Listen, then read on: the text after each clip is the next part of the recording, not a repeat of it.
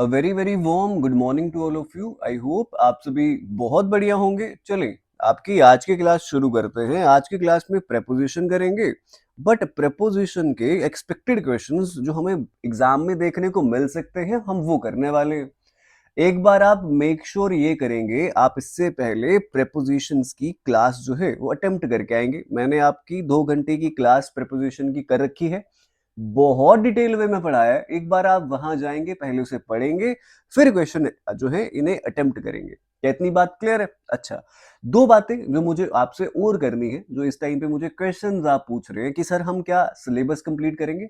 Definitely हम आपका syllabus जो है वो कंप्लीट करेंगे।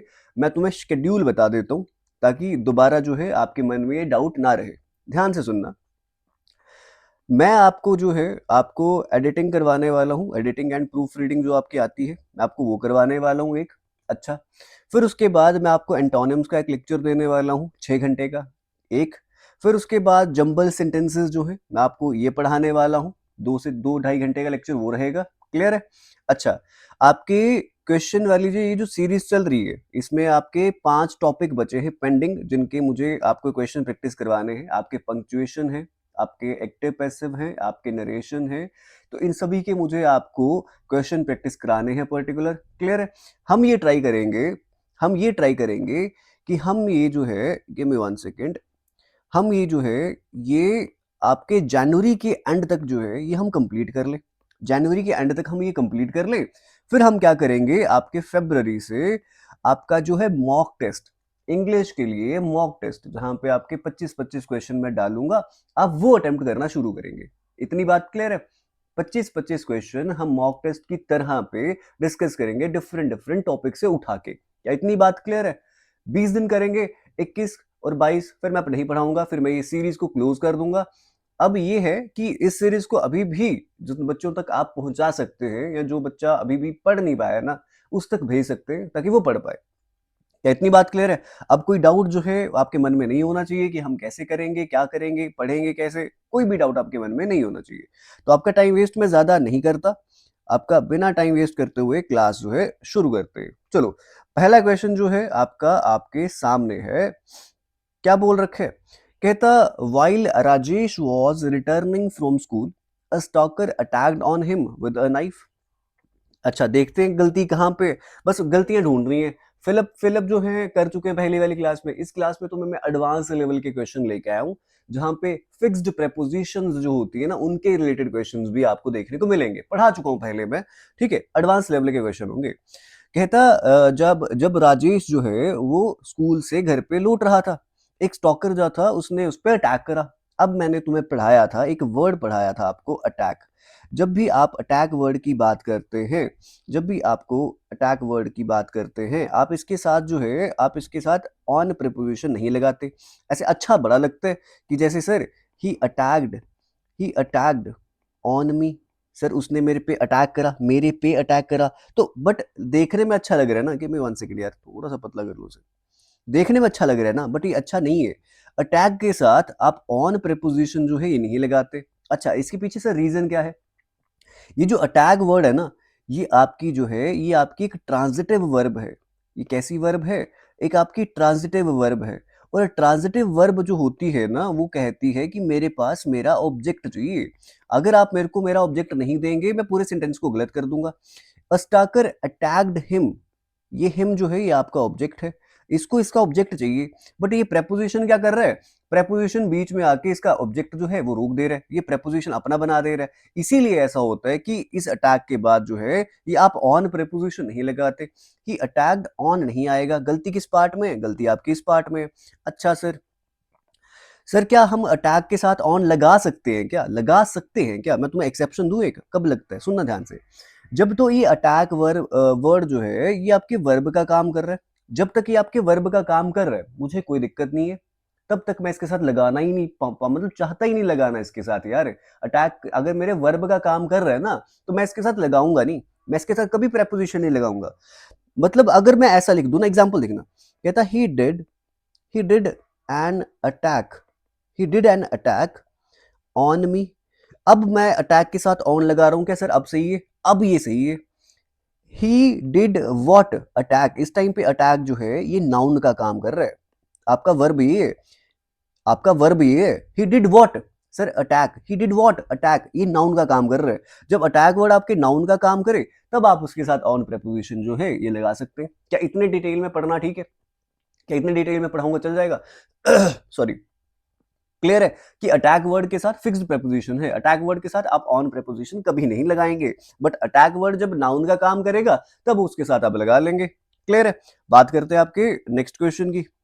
अच्छा, कहता है she is suffering with flu since Monday, कहता है वो फ्लू से सफर कर रही है मंडे से। अच्छा, सुनना ध्यान से, जब भी आप किसी डिजीज से सफर कर रहे होते हैं, है ना, तो उसके साथ आप फ्रॉम लगाते हैं।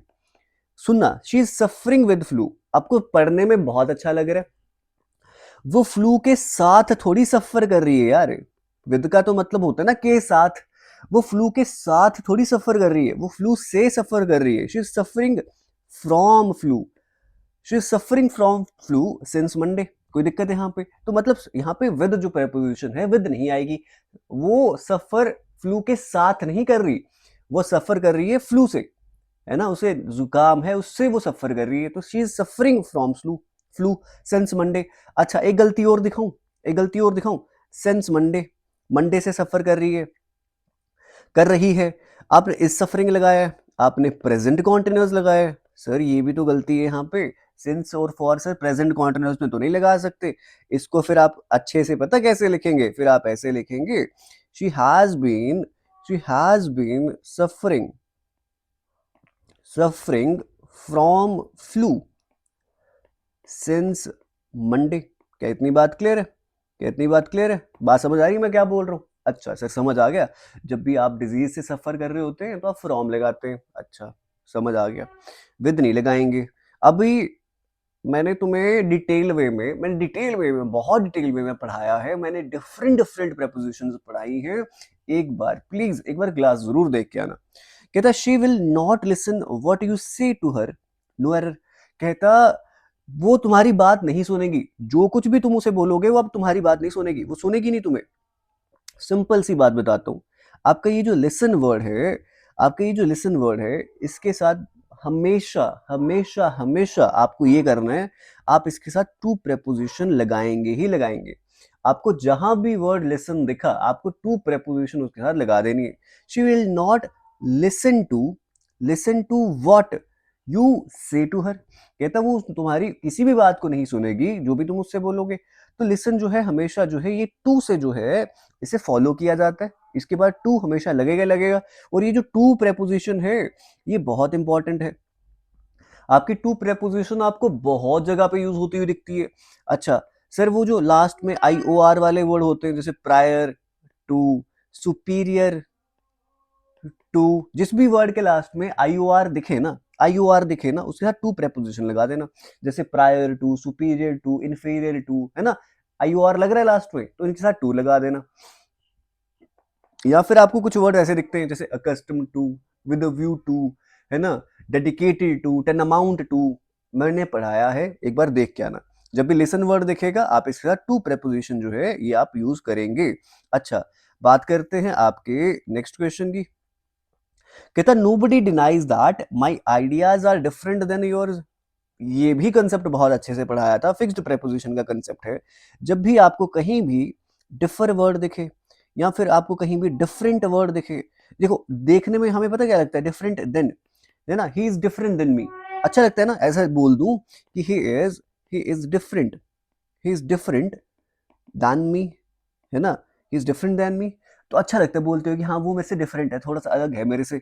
बट ये जो देन वाला आप यूज कर रहे हैं ना, ये अगर आप 300 साल पहले यूज करते, है ना, 300 साल पहले यूज करते तब ये रेलेवेंट था यार, तब मैं मान भी लेता कि आप सही है। बट जैसे ही आपके चेंजेस आए हैं ना इंग्लिश में, अब डिफर के साथ या डिफरेंट के साथ अब यूज करते हैं डिफरेंट फ्रॉम। अब क्या यूज करते हैं आप, डिफरेंट के साथ फ्रॉम यूज करते हैं। 300 साल पहले चल जाता था, बट डिफर वर्ड जहां भी दिखेगा आप उसके साथ कैसी प्रीपोजिशन लगाएंगे, फ्रॉम लगाएंगे, फिक्स्ड प्रीपोजिशन करवा रहा हूं। कहता नोबडी डिनाइज दैट, कोई भी डिनाई नहीं कर सकता कि उसके मेरे आइडियाज जो है उससे डिफरेंट है, डिफरेंट फ्रॉम योर्स। तो कहां गलती है, लास्ट पार्ट में। क्या इतनी बात क्लियर है? नेक्स्ट क्वेश्चन पे चले। अच्छा, नेक्स्ट क्वेश्चन हमारे सामने है, कहता it was she who was responsible of making all the arrangements for the successful completion of his business trip. कहता एक तो कंसेप्ट यहाँ पे अगर तो तुम क्वेश्चन देख के ना तुम्हें कंसेप्ट समझ आते हैं तब तो बहुत अच्छी बात है। अब तो ऐसा है कि मैं तुम्हें सिर्फ करवा रहा हूँ प्रेपोजिशन, तो हम प्रेपोजिशन की एरर ढूंढेंगे। बट जब मैं मॉक टेस्ट करवाऊंगा ना, जब मैं मॉक टेस्ट आपको करवाऊंगा तब वहां पे आपके सारे कॉन्सेप्ट आएंगे। तब मुझे तुम्हारा दिमाग जो है वो खुला हुआ चाहिए वहां पे। जैसे इट वॉज, सर शी लगाया है, सर कॉन्सेप्ट याद है, कॉन्सेप्ट याद है कि जहां भी कहीं इट इज या इट वॉज दिखे फिर उसके बाद शी दिख रहा है, या फिर आपको सर शी ही क्यों लगाना पड़ता है, ऐसा लिख सकते हैं ना, इट वॉज हर। सर हर क्यों नहीं लिख सकते, क्योंकि यहाँ पे देखा जाए, अगर मैं तुमसे पूछ रहा हूँ, बस पूछ रहा हूँ कि सर ये हो गया सब्जेक्ट, ये आ गया आपका वर्ब, और वर्ब के बाद तो सर ऑब्जेक्ट आता है ना, प्रोनाउंस में पढ़ाया था मैंने, है ना। सर उसके बाद तो ऑब्जेक्ट आता है ना, वर्ब के बाद तो ऑब्जेक्ट आता है, तो सर यहाँ पे शी लगा के रखा है आपने, ये गलत नहीं लग रहा। बट पढ़ाया था ना अच्छे से। कई बार इट इज या इट वॉज जो होता है वो सिर्फ और सिर्फ जो है उसको एम्फेसाइज करने के लिए आता है। एक्चुअल में तो सब्जेक्ट है ही यही है। इट इज इट वॉज सिर्फ एम्फोसाइज करने के लिए आ रहा है कि ये वही लड़की थी जो रिस्पॉन्सिबल थी किसी काम को करने के लिए, समझ रहे हो। तो ये आपका सब्जेक्ट है, शी ही आएगा इट वॉज के बाद। ये मत सोचना कि वर्ब के बाद, हाँ अच्छा वर्ब है तो वर्ब के बाद ऑब्जेक्टिव केस आना चाहिए। पढ़ाया हुआ कॉन्सेप्ट अच्छे से, है ना, तो कोई भी दिक्कत नहीं है यहाँ पे। प्रेपोजिशन में देखते हैं, प्रेपोजिशन में कहाँ गलती है, सुनो। कहता है it was she who was responsible of, कुछ पढ़ने में गलती लग गई, कुछ पढ़ने में गलती लग गई। सुनो, जब भी आप किसी चीज के लिए रिस्पॉन्सिबल होते हैं, है ना, जब भी आप किसी चीज के लिए क्वेश्चनेबल होते हैं, है ना, जब भी आप ऐसा समझ लें कि आपने कुछ करा है and that purpose is related to you, है ना, आपने कुछ करा किसी के लिए करा, पर्पस था उसके पीछे करने का, है ना। तो कहता है it was she who was responsible for making, वही रिस्पॉन्सिबल थी सारे अरेंजमेंट्स करने के लिए, ठीक है, the successful completion of his business trip. For किसके लिए, ताकि वो जो बिजनेस ट्रिप है उसकी, उसका कंप्लीशन सक्सेसफुल हो सके, तो वो रिस्पॉन्सिबल थी, है ना, वो आंसरेबल थी उस चीज के लिए। तो she was responsible for making, of नहीं आएगा, you are responsible for something not of something. आगे चलते हैं, नेक्स्ट प्रीपोजिशन की बात करते हैं। अच्छा, कहता he was in the bathroom when the burglars entered into his house. मैंने तुम्हें बहुत अच्छे से पढ़ाया है। कहता वो बाथरूम के अंदर थी, ही सॉरी अंदर था, ही वॉज इन द बाथरूम, अच्छा बाथरूम के अंदर था, यहाँ कोई गलती नहीं है। कहता जब बल्गर्स जो थे एंटर करे, मैंने बहुत अच्छे से पढ़ाया है। एंटर वर्ड का मतलब ही क्या होता है कि जब आप किसी जगह के अंदर जा रहे हैं, है ना, व्हेन यू एंटर तो इसका मतलब आप बाहर से अंदर गए। आपने सिर्फ लिखा कि मैंने रूम में एंटर करा, तो इसका तो मतलब यही हुआ ना कि आप बाहर से अंदर गए। अब अंदर के लिए इंटू लग से लगाना जरूरी है क्या, नहीं। तो एंटर के साथ ना ही आप इन लगा सकते हैं ना ही आप इंटू लगा सकते हैं। ये बात हमेशा अपने दिमाग में रखेंगे, ये हम बात हमेशा आप दिमाग में रखेंगे, है ना।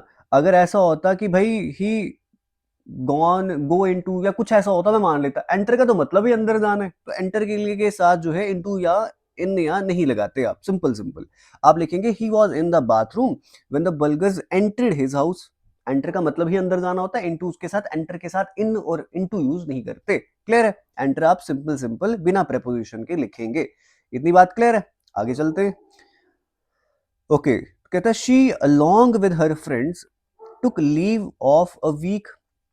मतलब पढ़ के हमें ये समझ आया सर कि वो अपने फ्रेंड्स के साथ जो है एक हफ्ते की उसने लीव ली, है ना, अपने फ्रेंड्स के साथ उसने एक हफ्ते की लीव ली, वो भी खुद लीव पे गई, उसके फ्रेंड भी लीव पे गए। अच्छा, जब भी आप बात करते हैं ना लीव ऑफ का मतलब होता है बिल्कुल ही छोड़ देना।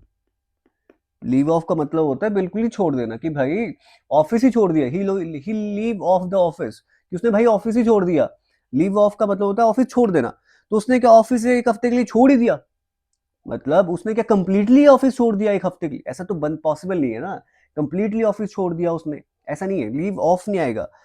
क्या आएगा, कहता she long with her friends, friends के साथ उसने लीव ली है एक हफ्ते की।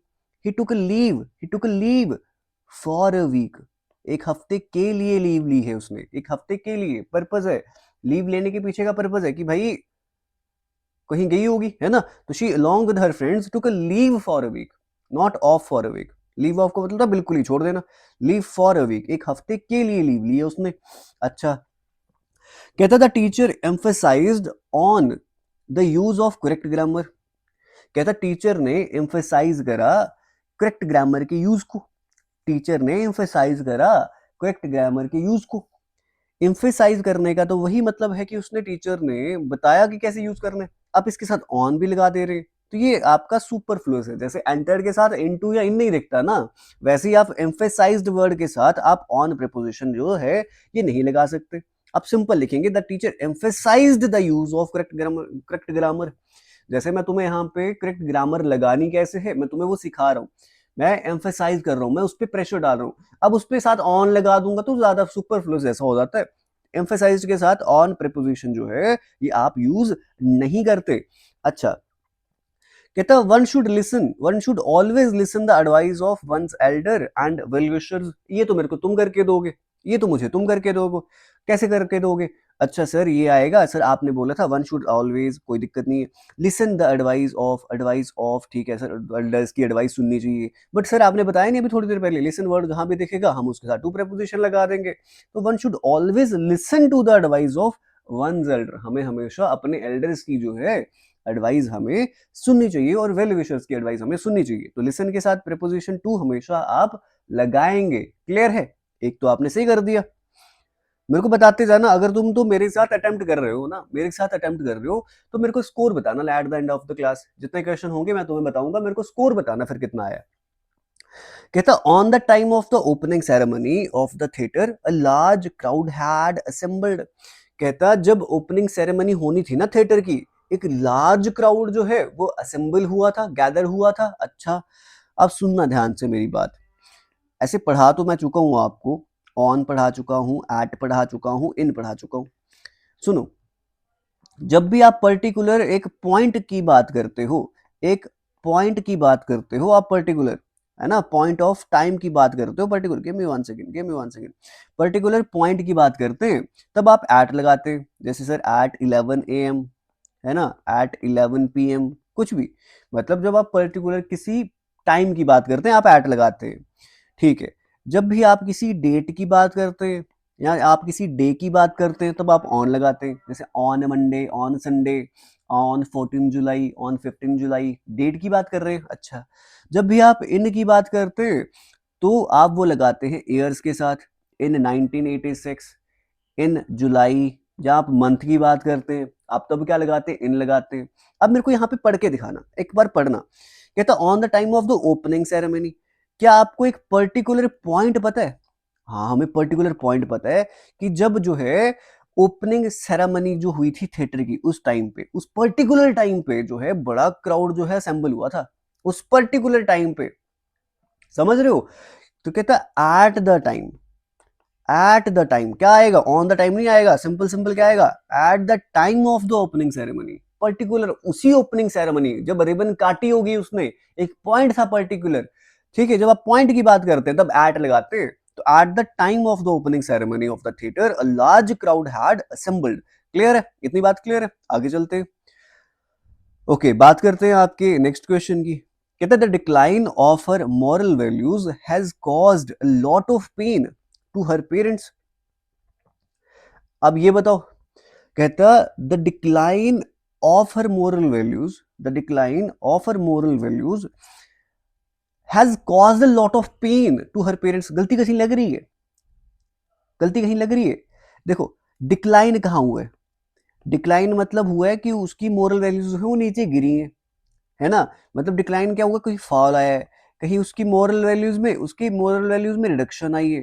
तो द डिक्लाइन कहाँ पे? The decline in her moral values, the decline of her moral values में आएगा। द डिक्लाइन जो उसके मोरल वैल्यूज जो है, जो उसकी मोरल वैल्यूज कम हुई है, the decline in her moral values has caused, क्या कॉज किया? बहुत सारा दुख हुआ है उनके, उसके पेरेंट्स को कि भाई हमारी बेटी जो है या हमारा बेटा जो है, बेटी है फिलहाल यहाँ पे, हमारी बेटी जो है उसकी अब मोरल वैल्यूज डाउन हो चुकी है ना। तो वो बहुत अभी हमें बस वो टोंट मारती है कि आपने मेरे लिए किया ही क्या है ना। तुमने ये कहावत सुनी है कि जब एक इंसान की जिंदगी में तीन स्टेजेस आती हैं। एक 1 से लेके 10 साल तक, 1 से तो ज़्यादा हो गया, फिर 10 से 20 साल तक और 20 से 30 साल तक, है ना? ये वाली जो स्टेज होती है ना जब आप 10 साल के होते हैं सॉरी, सॉरी। जब आप 8, 9, 10 साल के होते हैं, तो आपको ऐसा लगता है कि आपके पेरेंट्स, आपका पापा या आपके बाप जो हैं या आपके फादर जो हैं, आपके लिए वो सबसे बड़े हीरो हैं। बट जैसे ही आप 16, 17, 18, 19, 20 के होते हैं, है ना? तब आपको लगता है कि भाई सारा कुछ गलत ही बोल रहे हैं, मैं ही हूँ जो सही कर रहा हूँ, हैं? इनको तो पता ही कुछ नहीं है, इनको तो आता ही कुछ नहीं है। तब ये हीरो जो थे पापा वो रह जाते हैं। बट जब आप 21 से 30 साल के बीच का वो जो टाइम स्पेंड करते हैं, स्पेसिफिकली जब आप 24 साल के बाद की बात करें, 25-26 साल के जब आप होते हैं, तब आपको समझ आता है कि नहीं यार, बाप तो सही कहता था, है ना? पापा तो सही कहते थे कि यार गलती कर दी, है ना? वो वाला टाइम जो है, फिर आप बाद में दोबारा से आपके पिता जो हैं वो आपके हीरो बन जाते हैं। तो बस वही है कि देखते हैं डिक्लाइन जो है उसकी मोरल वैल्यूज में, तो decline in her moral values has caused a lot of pain, in आएगा। बात करते हैं नेक्स्ट क्वेश्चन की। कहता without thinking for a moment, बिना कुछ सोचे हुए शी इंटरेस्टेड होता है सौंपना। आप किसी को कोई चीज सौंप देते हैं ना, जैसे आपने मेरे को जिम्मेदारी सौंप रखी है कि सर आप पढ़ा दो हमें, है ना? तो कहता है without thinking for a moment, बिना एक सेकंड सोचे हुए भी उसने सारी की सारी रिस्पॉन्सिबिलिटी जो है उस पे उसको सौंप दी। शी इंटरेस्टेड हिम, इन नहीं आएगा, उसके अंदर थोड़ी डाली, इंटरेस्टेड हिम विद, सारी की सारी रिस्पॉन्सिबिलिटीज के साथ उसे छोड़ दिया, है ना? She interested him with all the responsibilities, उसके अंदर रिस्पॉन्सिबिलिटीज नहीं डाली, him in all the responsibilities, interested with all the responsibilities, है ना? सौंप दी, रिस्पॉन्सिबिलिटीज के साथ उसे छोड़ दिया। आगे कहता Sandy and her sister fell in the well and nobody try to save them. जब आप, मैंने तुम्हें पढ़ाया था यार, इन पढ़ाया था, इन टू पढ़ाया था, इन साइड पढ़ाया था। जब आप किसी चीज के अंदर पहले से होते हैं तब आप इन लगाते। जब आप मतलब जैसे I M in the room, तो मैं रूम के अंदर हूं, पहले से अंदर हूं, तो I am in the room. अच्छा, जब आप बाहर से अंदर जा रहे हैं, है ना, he went inside the room, तो आप बाहर से अंदर जा रहे हैं तो इनसाइड लगा देते हैं। और जब आप किसी फॉर्म को चेंज कर रहे हैं अपनी, अच्छा जैसे the water is converted into ice, तब आप इनटू लगाते हैं। अच्छा, जब आप बाहर से अंदर गिर रहे होते हैं या बाहर से अंदर जा रहे होते हैं तब भी आप इनटू लगाते हैं। तो वो वेल के अंदर गिरे हैं, वेल के अंदर थोड़ी थे पहले से। Sandy and her sister fail into the well, fell into the well and nobody tried to save them। into आएगा, in नहीं आएगा। आगे चलते हैं, नेक्स्ट क्वेश्चन की बात करते हैं। अच्छा, I prefer coffee than tea. दो बातें बताऊंगा, दोनों बातें याद रखना, दोनों इंपॉर्टेंट है। जब भी आप कभी भी प्रेफरेंस की बात करते हैं तो आप उसके साथ प्रेपोजिशन हमेशा लगाते हैं टू, एक बात आप ये याद रखेंगे।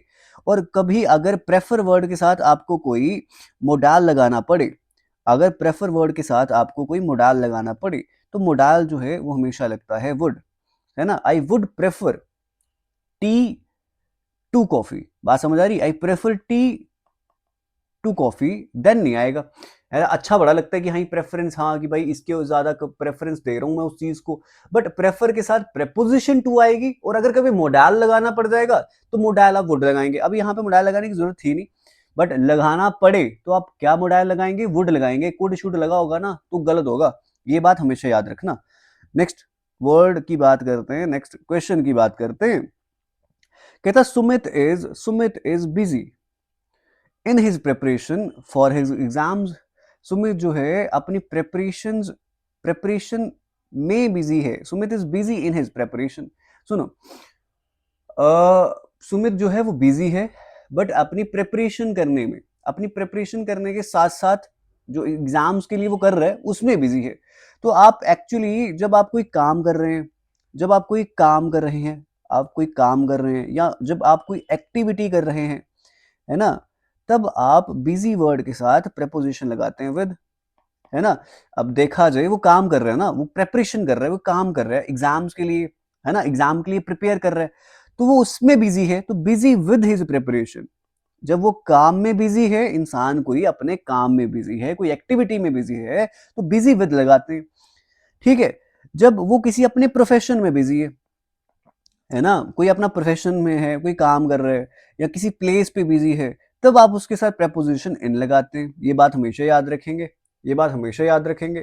तो सुमित जो था वो बिजी था अपनी प्रिपरेशन करने में, वो काम कर रहा है, वो एक एक्टिविटी कर रहा है, वो काम कर रहा है कि भाई अपने एग्जाम के लिए प्रिपेयर कर रहा है। तो फिर बिजी विद हिज प्रिपरेशन जो है, ये आपका सबसे सूटेबल आंसर होगा, ये याद रखना। जब भी आपको लगेगा प्रोफेशन में बिजी है या कोई प्लेस में बिजी है, तो बिजी इन। ठीक है, he was busy in construction, है ना, तो भाई कंस्ट्रक्शन में बिजी था, उस प्लेस में था, कंस्ट्रक्शन में, वहां बिजी था, तो इन लगा दो। बट वो अभी प्रेपरेशन कर रहा है, कोई काम कर रहा है, तो विद लगाएंगे।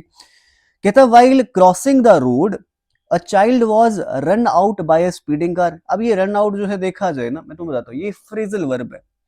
फ्रेजल वर्ब क्या होते हैं? आपको एक वर्ब दिखता है, आपको एक प्रेपोजिशन दिखती है, और वो दोनों मिलके जो है एक डिफरेंट मीनिंग देते हैं। सर नहीं समझ आ रही फ्रेजल वर्ब, तुम्हें बताता हूँ, सुनो ध्यान से। अभी फ्रेजल वर्ब तुम्हारे एग्जाम में है नहीं, बट मैंने जो प्रेपोजिशन में क्वेश्चन ऐसे ऐड करे हैं जो थोड़े बहुत फ्रेजल वर्ब के रिलेटेड होंगे, जो आपके एग्जाम में आपको देखने को मिल सकते हैं। एडवांस में इतना ज्यादा पढ़ने की कोई जरूरत नहीं है, मैं जितना पढ़ाऊंगा ना वहीं से एग्जाम आएगा, उससे ऊपर कुछ नहीं आएगा।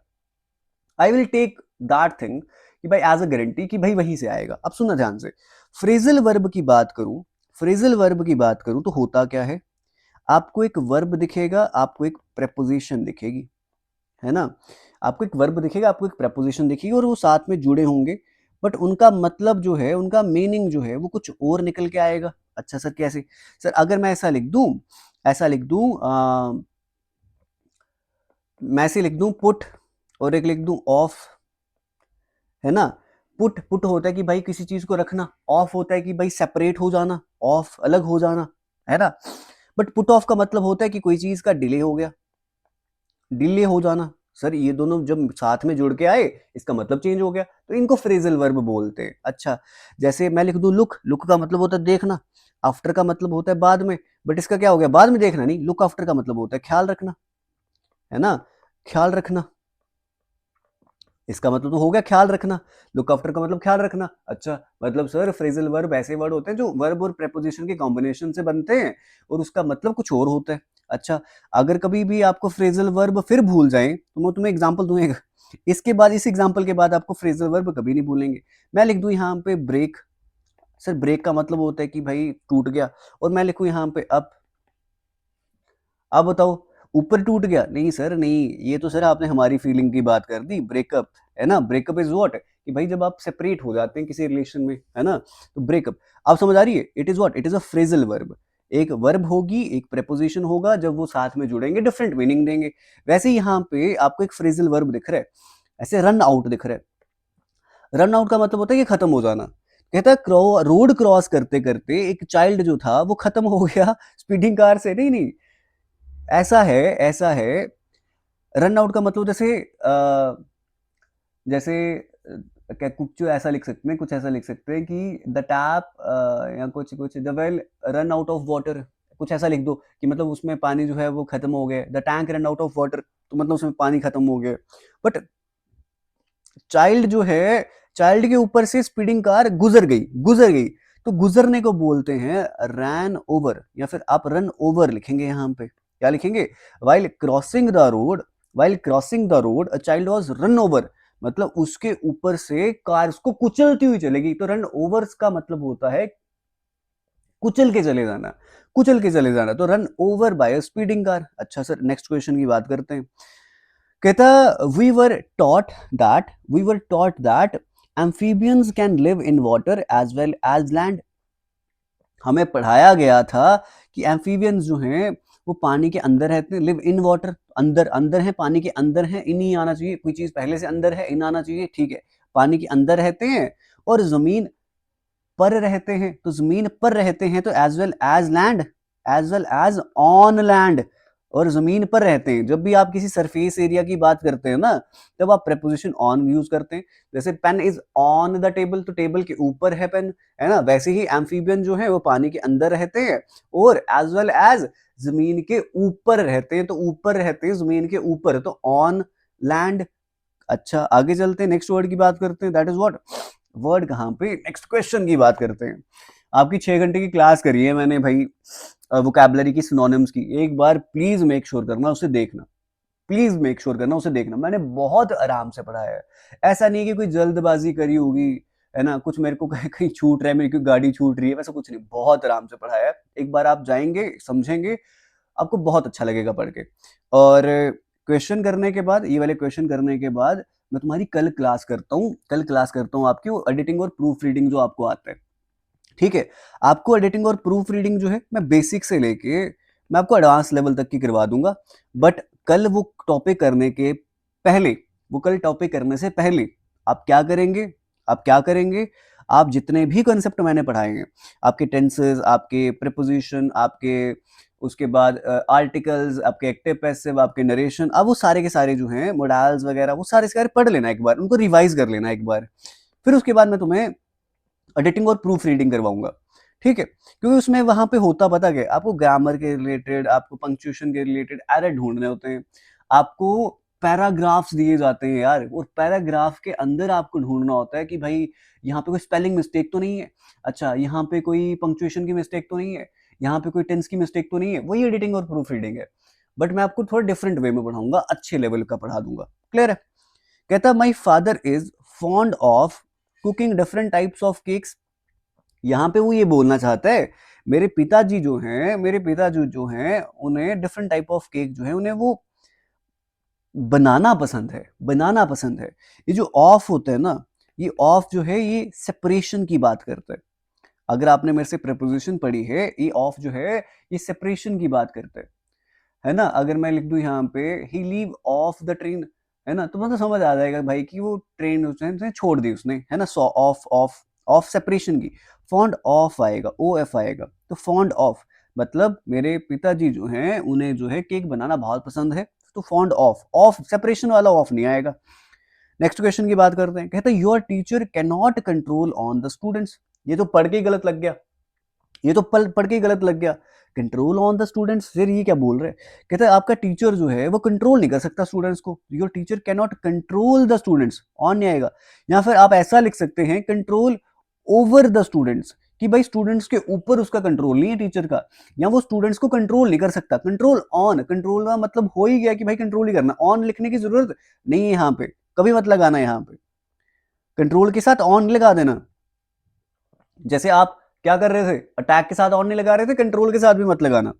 कहता there appears to be very little understanding among the two friends, sir आपने हमें दो प्रेपोजिशन पढ़ाई थी, एक पढ़ाई थी बिटवीन और एक पढ़ाई थी सर आपने अमंग। जब भी कोई चीज दो के बीच में हो तब हम बिटवीन लगाते हैं, और जब भी कोई चीज बड़े सारी चीजों के बीच में हो तब हम सर अमंग लगाते हैं। जैसे सर आप ऐसा बोल दो there is a pen between eraser and a sharpener, है ना, तो सर एक पेन है इरेजर और शार्पनर के बीच में, अच्छा तो दो चीजों के बीच में है तो बिटवीन लगेगा। अमंग, अमंग ऐसा कि sir there is a fountain among the trees, अच्छा अच्छा ट्रीज के बीच में एक फाउंटेन है, तो ट्रीज बहुत सारे हैं उसके बीच में है तो अमंग लगेगा। बट एक चीज सर आपने और बताई थी कि जब आप, बेशक आप बात कर रहे हैं तीन लोगों की बट तीनों का अलग अलग नाम ले रहे हैं, तो there is understanding between Ram Shyam and Soham, तो मतलब तीनों की लोगों की बात तो आप तीनों की कर रहे हो, पर तीनों का नाम ले रहे हो तो बिटवीन भी लगा सकते हो, बताया था सर आपने, अच्छा कुछ ऐसा कुछ बताया था, पढ़ना जाके, ठीक है। अभी यहाँ पे दो फ्रेंड्स हैं, दो फ्रेंड्स के बीच में बड़ी कम अंडरस्टैंडिंग है, तो अमंग थोड़ी आएगा, क्या आएगा, between, between the two friends, अच्छा सर ठीक है समझ आ गया। बात करते हैं नेक्स्ट क्वेश्चन की, कहते the jury has been waiting for the prisoners for 2 PM, या फिर कोई गलती नहीं है, जूरी जो है वो वेट कर रही है प्रिजनर्स का, है ना, the jury was jury has been waiting for the prisoner, अब यहाँ पे गलती पता है कहाँ पे, आपको सिर्फ पॉइंट पता है ना, 2 PM, जूरी जो है वो वेट कर रही है प्रिजनर्स का, has been waiting for the prisoner.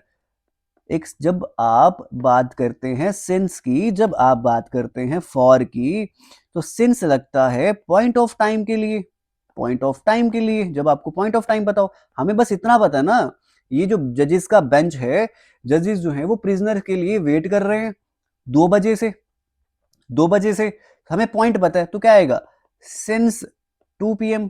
But for जो है ये आपका तब लगता है जब आप किसी पीरियड ऑफ टाइम की बात करते हैं, आपको ड्यूरेशन ऑफ टाइम का पता है, ऐसा पता होता है 4 घंटे से वेट कर रहे हैं, 10 घंटे से वेट कर रहे हैं, तो फॉर आता। सर ठीक है, समझ आ गया, लगा दी हमने प्रेपोजिशन सही यहाँ पे। आगे बात करते हैं, कहता mister Uniyal has great affection towards his family and friends. अच्छा यहां पे बताओ, सुनना ध्यान से, मिस्टर उनियाल जो है वो बहुत प्यार करते हैं, has great affection towards his family. अब ये जो टू वर्ड्स है ना, सुनो, टुवर्ड्स का मतलब होता है, टुवर्ड्स का मतलब पता क्या होता है, जब आप मैं बोलूं कि जैसे he went towards the college, तो मतलब वो कॉलेज की तरफ गया। तो मिस्टर उनियाल जो है उनकी अफेक्शन जो है अपने फैमिली की तरफ, बोलने में अच्छा लगता है बट अफेक्शन टुवर्ड्स ना लगाने की बजाय अफेक्शन फॉर हिज फैमिली करें तो ज्यादा सूटेबल है, ज्यादा करेक्ट है, करेक्ट होगा, एग्जाम में मार्क्स मिलेंगे। तो मिस्टर उनियाल जो है has a great affection for his family, उसकी फैमिली के लिए उसे जो है बहुत प्यार है, अफेक्शन है, और फ्रेंड्स के लिए बहुत अफेक्शन है। फॉर टू वर्ड्स मत लगाना। कहता है Rani has a great enmity, Rani has a great enmity for her brothers friend. मतलब रानी जो है उसके अंदर बहुत नफरत है ना, नफरत है भाई के दोस्तों के लिए, है ना, कुछ ऐसे ही है। Rani has a great amenity, या फिर इसका इसका सही में अगर देखा जाए तो एनिमिटी विद आएगा, एनिमिटी के साथ प्रपोजिशन यहाँ पे विद लगाएंगे तो ज्यादा सूटेबल है। कि रानी जो है उसके जो ब्रदर के दोस्त है ना, उनके साथ उसको बहुत दुश्मनी है, के साथ, has a great enmity with her brothers friend, brother के दोस्तों के साथ बहुत दुश्मनी है उसकी, बहुत दुश्मनी है उसकी, एनिमिटी के साथ, एनिमिटी विद आएगा, एनिमिटी विद आएगा। She threw the bucket into the well and return home without any water, उसने बकेट जो है वेल में फेंका और वापस आ गया बिना वाटर के, तो यहाँ पे कोई भी गलती नहीं है। अब मैं तुम्हें एक चीज बताता हूँ, बड़े सारी जगहों पे ऐसा लिखा जाता है, ऐसा किया जाता है कि जहां कहीं भी आपको थ्रू वर्ड दिखे उनके साथ इनटू प्रीपोजिशन मत लगाना, ऐसा बड़ी जगह पे देखा जाता है कि नहीं लगाते। बट अगर आप लगा भी रहे हैं तब भी कोई गलती वहां पे नहीं होती। She threw the bucket into the well, या she threw the bucket the well, फिर गलत हो जाता है ना। कई बार यहाँ पे इन द वेल यूज करते हैं बड़े सारे, कई इनटू यूज करते हैं, तो चल जाता है, दोनों चल जाते हैं, यहाँ पे कोई भी गलती नहीं होती, दोनों, यहाँ पे नो एरर है, यहाँ पे कोई भी गलती नहीं है, यहाँ पे दोनों यूज कर सकते हैं, पढ़ाया जाता है बट पता नहीं। यहाँ पे आप ऐसा समझ लें कि इनटू भी सही होता है, इन भी सही होता है, वो डिपेंड करता है फिर आपके एग्जामिनर पे कि क्या वो प्रेफर कर दे। बट इनटू भी सही होता है, इन भी सही होता है, दोनों सही है। She got a prestigious job through she was not worthy for it, यहाँ पे थ्रू नहीं आएगा, यहाँ थ्रू तो नहीं आना चाहिए, दो आना चाहिए, ये भी गलती है एक। कहता उसे एक प्रेस्टिजियस जॉब मिल गई, हालांकि वो उस जॉब के लिए वर्दी नहीं थी, she is not worthy for it, नहीं, she is not worthy of it, उस जॉब के लिए वो एक सही कैंडिडेट नहीं थी। वर्दी ऑफ, वर्दी के साथ आप प्रेपोजिशन ऑफ लगाएंगे, फॉर प्रेपोजिशन जो है ये नहीं लगाएंगे। ये सारे वर्ड याद रखना, वर्दी याद रखना, अटैक याद रखना, कंट्रोल याद रखना, मैं सारे डिफरेंट डिफरेंट वर्ड लेके आया हूं। नेक्स्ट क्वेश्चन की बात करते हैं, कहता ही described about the incident in a very interesting way. सारे क्वेश्चन भाई क्या खतरनाक क्वेश्चन है, सारे क्वेश्चन बहुत खतरनाक है। मैंने तुम्हें पढ़ाया था ना जो प्रेपोजिशन में, कि बड़ी सारी प्रेपोजिशन ऐसी दिखती है जिनके साथ, मतलब ऐसे वर्ड ऐसे दिखते हैं जिनके साथ प्रेपोजिशन लगती नहीं है। अब वो क्यों नहीं लगती है ना प्रेपोजिशन, जैसे एम्फेसाइज्ड का तो मतलब ही था कि भाई ध्यान देना अच्छे से, तो ऑन नहीं लगा उसके साथ, है ना, एम्फेसाइज्ड के साथ ऑन नहीं लगा। वैसे ही डिस्क्राइब करने का मतलब होता है आप किसी चीज के बारे में बता रहे होते हैं, है ना, उसने इंसिडेंट को डिस्क्राइब करा बड़े इंटरेस्टिंग वे में, तो डिस्क्राइब अबाउट क्यों लगाना है आपको इसके साथ, बात समझ रहे हैं आप क्या बोल रहा हूं मैं। तो मतलब डिस्क्राइब वर्ड के साथ आप कोई भी प्रेपोजिशन जो है वो नहीं लगाएंगे, समझ आ रही है? डिस्क्राइब के साथ अबाउट तो नहीं लगाएंगे, ही डिस्क्राइब्ड द इंसिडेंट, इसका एक ही मतलब है, उसने इंसिडेंट डिस्क्राइब करा, बट अबाउट लगाएंगे तब भी तो वही मतलब निकल के आएगा, है ना, सुपरफ्लुअस हो जाता है। तो ऐसे वर्ड जिनके साथ प्रेपोजिशन नहीं आती, ये भी बहुत इंपॉर्टेंट वर्ड्स होते हैं, ये याद रखना। ये सारे के सारे आप ऐसा समझ लें, अगर मैं तुम्हें डिटेल में चला जाऊं, बड़ा डिटेल में चला जाऊं, ये सारे वर्ब आते हैं ट्रांजिटिव वाले, वही जो पढ़ा के आया हूं। तो ट्रांजिटिव वर्ब ऐसे वर्ब होते हैं जिनको अपने साथ कोई प्रेपोजिशन लगानी नहीं होती। ये कहते हैं हमें मेरा ऑब्जेक्ट दो बस, ही डिस्क्राइब्ड द इंसिडेंट, हमें बस हमारा ऑब्जेक्ट दो, हमें प्रेपोजिशन प्रोपोजिशन से कोई मतलब नहीं है, ये याद रखना। आगे चलते हैं। और ये ट्रांजिटिव वर्ब जो होते हैं ना, आपको कुछ याद रखने पड़ते हैं, कुछ ऐसे वर्ड याद रखने पड़ते हैं जिनको ऑब्जेक्ट चाहिए होता है बस, और उन्हें ट्रांजिटिव वर्ब बोलते हैं। तो ऐसे वर्ड कुछ याद रखने भी पड़ते हैं। कहता स्वयं जो है टेल सुंदर that his father deals with cosmetics. अब यहाँ पे कितनी गलतियां पता है? यहाँ पे बहुत सारी गलती है। स्वयं टेल सुंदर, यहाँ मेरे को ऐसा लग रहा है कि स्वयं टोल्ड होता ज़्यादा सूटेबल लगता। तो स्वयं टोल्ड सुंदर दैट हिज फादर। अच्छा सर, आपने पढ़ाया था एक डील वाला कंसेप्ट, कि डील इन भी आता है, डील विद भी आता है। अच्छा, सुनना ध्यान से, जब आप किसी इंसान के साथ डील करते हैं ना, जब आप किसी इंसान के साथ डील करते हैं, जब आप किसी मैटर के साथ डील करते हैं, तब डील वर्ड के साथ लगाते हैं विद प्रेपोजिशन। जैसे he is dealing with unruly students, तो वो डील कर रहा है बड़े बिगड़े हुए बच्चों के साथ जो रूल्स नहीं मानते, उनके साथ डील कर रहा है। मैं लिख दूं, dealing with this matter is a difficult task, इस मैटर के साथ डील करना डिफिकल्ट टास्क है, तो डीलिंग विद लगा रहा हूं। बट जब आप किसी प्रोफेशन में डील करते हैं, जब आप किसी प्रोफेशन में डील करते हैं, जब आप किसी बिजनेस में डील करते हैं, तब आप लगाते हैं इन। तो he his father deals in cosmetics, cosmetics का काम करते हैं। बात समझ आ रही है? आगे चलते हैं, नेक्स्ट वर्ड की बात करते हैं। कहते हैं Sania can not deal from those unruly children. अब उन बच्चों के साथ वो डील नहीं कर पा रही। जब बच्चों के साथ आप डील करने की बात होती है, पर्सन के साथ डील करने की बात होती है, मैटर के साथ डील करने की बात होती है, तो with deal with those unruly children sorry. आगे चलते हैं, नेक्स्ट क्वेश्चन की बात करते हैं। तुम तो यार बहुत अच्छे से आंसर दे रहे हो। बस इसके बाद 19 क्वेश्चन बचे हैं आपके, मे बी 48 क्वेश्चन हैं। 48 में से मेरे को स्कोर बताना अपना। कहता he was angry on me because I had not invited him to the party. बहुत अच्छे से पढ़ाया था एक वर्ड आपको, कि जहां कहीं आपको एंग्री वर्ड दिखे, एंग्री वर्ड के साथ या तो प्रेपोजिशन लगेगी विद, है ना, या तो प्रेपोजिशन लगेगी एट।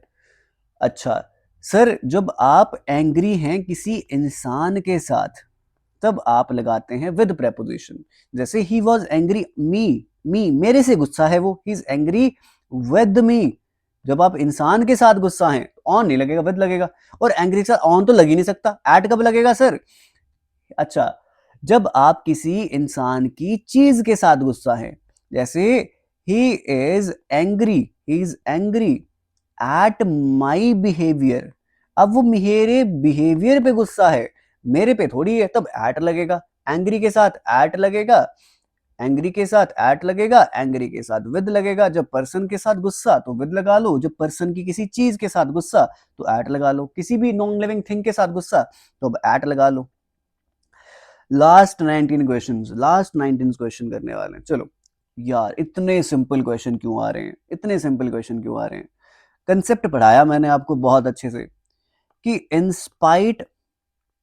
इंस्पाइट और डिस्पाइट, गिव मी 1 सेकेंड यार, इंस्पाइट और डिस्पाइट दोनों का मतलब होता है इसके बावजूद। कहता मेहनत करने के बावजूद भी वो फेल होगी टेस्ट में, वो फेल हो गया टेस्ट में, है ना, मेहनत करने के बावजूद भी फेल हो गया। अब कॉन्सेप्ट पता क्या आता था, कि आप इंस्पाइट के साथ ऑफ प्रेपोजिशन लगा सकते हैं। इंस्पाइट ऐसा होता है ना, इंस्पाइट ऑफ वर्किंग हार्ड, मैं कोई गलती नहीं करता, मैं इसको सही मानता।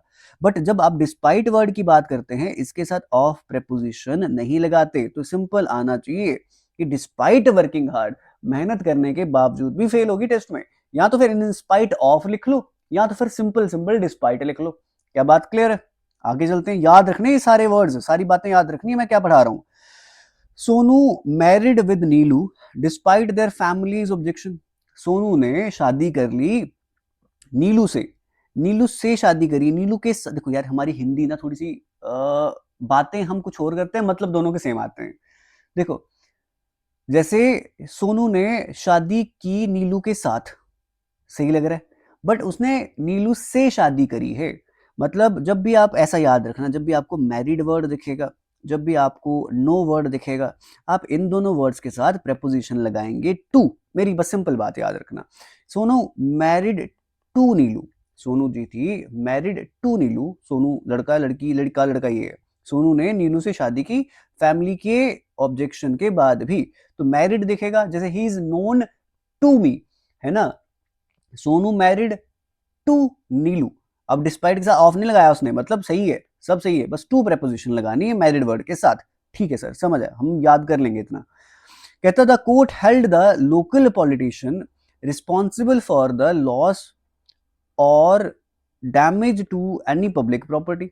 अब ये बताना, कहता जो कोर्ट जो है, कोर्ट जो है held the local politician responsible, court ने जो लोकल पॉलिटिशियन जो थे उनको रिस्पॉन्सिबल माना फॉर द लॉस, लॉस के लिए या डैमेज के लिए, नहीं नहीं, लॉस के लिए और डैमेज के लिए, जो लॉस किया था और डैमेज किया था, loss and damage to any public property. मतलब जो लॉस हुआ, जो डैमेज हुआ, है ना,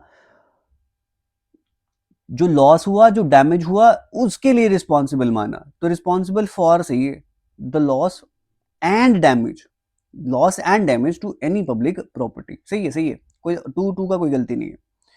शी वॉज डिबार्ड, डिबार्ड का मतलब होता है मतलब कि बाहर निकाल देना, उसे निग्लेक्ट कर देना, तो she was debarred to attend the monsoon session of the parliament.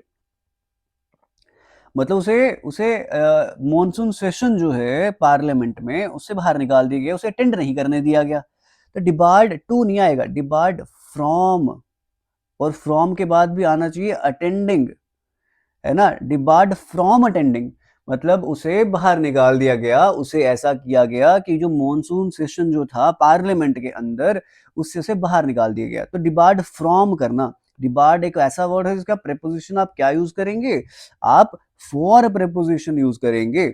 Sir ठीक है, ये सारे सर सारे पता कौन से हैं, ये सारे के सारे फिक्स्ड प्रेपोजिशंस हैं। ऐसे वर्ड्स दिखेंगे उनके साथ वही प्रेपोजिशन लगाएंगे, या ऐसे वर्ड दिखेंगे इनके साथ कोई भी प्रेपोजिशन नहीं लगाएंगे। एडवांस कॉन्सेप्ट करवा रहा हूं, एडवांस क्वेश्चंस करवा रहा हूं। कहता अर्थ का एटमॉस्फेयर जो है इसमें 3 डिफरेंट लेयर हैं। बहुत अच्छे से पढ़ाया था कि जब भी कभी आपको कंप्राइजेस वर्ड दिखे इसके साथ ऑफ प्रेपोजिशन यूज नहीं करते, बट अगर आपको कंप्राइज्ड वर्ड दिखे आप इसके साथ ऑफ प्रेपोजिशन यूज कर सकते हैं। अगर आपको कहीं पे कंसिस्ट दिखे, कंसिस्ट दिखे, तब आपके साथ ऑफ प्रेपोजिशन जो है ये यूज कर सकते हैं। क्या इतनी बात क्लियर आ रही है? अच्छा, कंप्राइजेस के साथ ऑफ नहीं लगाता। तो the earth atmosphere comprises 3 layers. Comprises का पहले से ही मतलब ये हुआ कि 3 लेयर से मिलके बनी है ना। ऑफ लगाने से एक्स्ट्रा इंफॉर्मेशन मिल जा रही है, तो वो नहीं करेंगे। और दूसरा कंसेप्ट ट्रांजिटिव वर्ब है, ऑब्जेक्ट ही चाहिए इनको अपना। सर अब ठीक है, कुछ कुछ वर्ड सर हम याद में रखेंगे आपने जो बोला हुआ है हमें। अच्छा, she should refrain to associating herself with any political party because people have faith in her integrity. कहता उसे जो है बचना चाहिए अपने आप को किसी भी पॉलिटिकल पार्टी से जोड़ने से, किसी भी पॉलिटिकल पार्टी से जोड़ने से उसे अपने आप को बचना चाहिए। शी शुड रिफ्रेन, बचना चाहिए, रिफ्रेन फ्रॉम, उसे बचना चाहिए, किस चीज से बचना चाहिए, रिफ्रेन फ्रॉम एसोसिएटिंग, उसे किसी भी पॉलिटिकल पार्टी से जुड़ने से बचना चाहिए। क्योंकि लोग जो है उसकी इंटीग्रिटी पे बड़ा विश्वास करते हैं, लोग उसके बातों पे बड़ा विश्वास करते हैं। तो refrain from, when you refrain from something, तुम उससे अलग होते हो, अलग होना है, तो उसे उन्हें अलग होना चाहिए, उस चीज को, उसे अलग होना चाहिए लड़की को, उसे जोड़ना नहीं चाहिए पॉलिटिकल पार्टी के साथ, तो रिफ्रेन फ्रॉम आएगा। बात करते हैं नेक्स्ट वर्ड की आपके। कहता आई सर्टनली डिफर विद यू, अभी अभी करके आए, अभी करके आए डिफर वर्ड के साथ। ठीक है, डिफर वर्ड के साथ आप क्या यूज करते हैं सर, डिफरेंट, डिफर देखिएगा हम सिंपल यूज करेंगे, different from you, I certainly different from you in this matter, इस मैटर में मैं तुमसे अलग हूं भाई, मैं तुमसे अलग हूं, तो फ्रॉम यूज करेंगे। नेक्स्ट वर्ड की बात करते हैं, नेक्स्ट क्वेश्चन की बात करते हैं। कहता he had a suspected tumour, so he was admitted to the hospital, मतलब यहाँ पे अब क्या आएगा, ही हैड सस्पेक्टेड, मतलब ऐसे समझ लो कि उसको जो था ट्यूमर था ही था, so he was admitted to the hospital. कोई गलती नहीं है, नो एरर, कोई गलती नहीं है यहाँ पे, कोई भी गलती नहीं है। मतलब उसको ट्यूमर था इसीलिए जो है उसे हॉस्पिटल में एडमिट किया गया, एडमिटेड टू द हॉस्पिटल, ठीक है, कोई गलती नहीं है। आगे चलते हैं, कहता कोई गलती नहीं है। If he puts his heart it, if he puts his heart to it he will be a winner. अच्छा, कहता he if he puts his heart to it, मतलब अगर वो अपना पूरा जी जान से पूरे दिल के साथ अगर ये करता है ना, अगर अगर वो अपना ये पूरा का पूरा मन लगा के ये काम करता है तो मतलब ही विल बी अ विनर। तो यहाँ पे तो कोई गलती नहीं है। इफ ही पुट्स, अब अगर वो अपना पूरा का पूरा मन जो है, पूरा का पूरा दिल जो है उस काम में लगा देता है, उस काम में झोंक देता है, ही puts his heart into it, into it, मतलब सबसे सूटेबल यहाँ पे जो लग रहा है ना वो इनटू लग रहा है, कि अगर वो अपना पूरा दिल जो है, दिल पूरा दिलो जान उसमें झोंक देता है, पूरा दिल से वो काम करता है, if he puts his heart into it, तो वही जीतेगा, वही जीतेगा, इनटू लगाना, इनटू लगाना। Today he walked 20 miles by foot, मैंने बताया था आपको, जब भी आप फुट से चल के जाते हैं ना, फुट पर चल के जाते हैं, फुट के ऊपर ऊपर चल के जाते हैं, फुट के ऊपर चल के जाते हैं, है ना। जैसे he today he walk 20 miles on foot, by foot नहीं आता, पाँव से चल के गया, पता है हमें पाँव से चल के गया, बट पाँव पर चल के गया, फुट के लिए ऑन लगाते हैं। He walked 20 miles on foot, on foot, on foot, याद रखेंगे, ऑन लगाएंगे सर हम, याद रखेंगे, ऑन लगाएंगे। The songs of this movie are worth listening to, कहता लिसनिंग और टू सब सही है, लिसनिंग के साथ टू, तो लिसन के साथ टू लगना ही है। कहता जो सॉन्ग है इस मूवी के वो वर्द हैं कि सुना जाए, इन्हें सुना जाए, वो वर्दी है कि इन्हें सुना जाए, तो लिसनिंग टू कोई गलती नहीं है, no error. He is good in science, अब ये कंसेप्ट पढ़ाया बहुत अच्छे से। हम बोलते हैं ना सर ऐसे कि sir I am good in English, मैं इंग्लिश में बहुत अच्छा हूँ, अच्छा sir I am good in mathematics, sir मैं मैथमेटिक्स में बहुत अच्छा हूँ, बट गुड के साथ इन प्रेपोजिशन नहीं लगाते, गुड के साथ प्रेपोजिशन लगाते हैं एट, जैसे I am good at science, I am good at mathematics, I am good at English, बात समझ आ रही है, I am good at science but his friend are not, मतलब कि वो जो है साइंस में अच्छा है बट उसके दोस्त नहीं है। याद रखना गुड के साथ इन नहीं लगाएंगे, आई एम गुड इन इंग्लिश आज के बाद नहीं लिखेंगे, हम लिखेंगे आई एम गुड एट इंग्लिश। आगे चलते हैं, नेक्स्ट वर्ड की बात करते हैं, कहाँ गलती निकलती है। कहता which newspaper does he subscribe for, सुनो, जब भी आप किसी, देखो अब मेरा चैनल जो है उसको आप subscribe, you will subscribe to my channel, not subscribe for my channel, बात समझ आ रही है। मैं बोलूंगा ही सब, when you subscribe to my channel, समझ रहे हो, मतलब आप मेरे चैनल को सब्सक्राइब करोगे, मेरे चैनल के लिए सब्सक्राइब नहीं करोगे, है ना। We the newspaper, the which newspaper does he subscribed to, मतलब वो किस न्यूज़पेपर जो है, किस न्यूज़पेपर को पढ़ती है ना। You subscribed to my channel, मेरे चैनल को सब्सक्राइब करेंगे आप, मेरे चैनल के लिए, फॉर, सब्सक्राइब फॉर नहीं है, न्यूज़पेपर के लिए नहीं वो सब्सक्राइब किया है उसको। न्यूज़पेपर कौन सा न्यूज़पेपर जो है वो पढ़ती है, कौन सा पढ़ती है।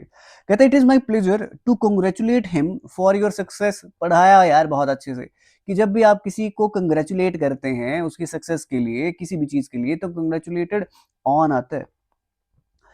जब भी आप किसी को कंग्रेचुलेट करते हैं उसकी सक्सेस के लिए, तो आप कंग्रेचुलेटेड वर्ड के साथ ऑन लगाते हैं। I it is it's my pleasure to congratulate him on your success, मतलब मेरा प्लेजर होगा कि मैं कंग्रेचुलेट करूं उसे उसकी सक्सेस के लिए, जो उसने कैट का एग्जामिनेशन क्लियर कर लिया। तो कंग्रेचुलेट वर्ड के साथ जो है आप ऑन प्रीपोजिशन जो है लगाएंगे।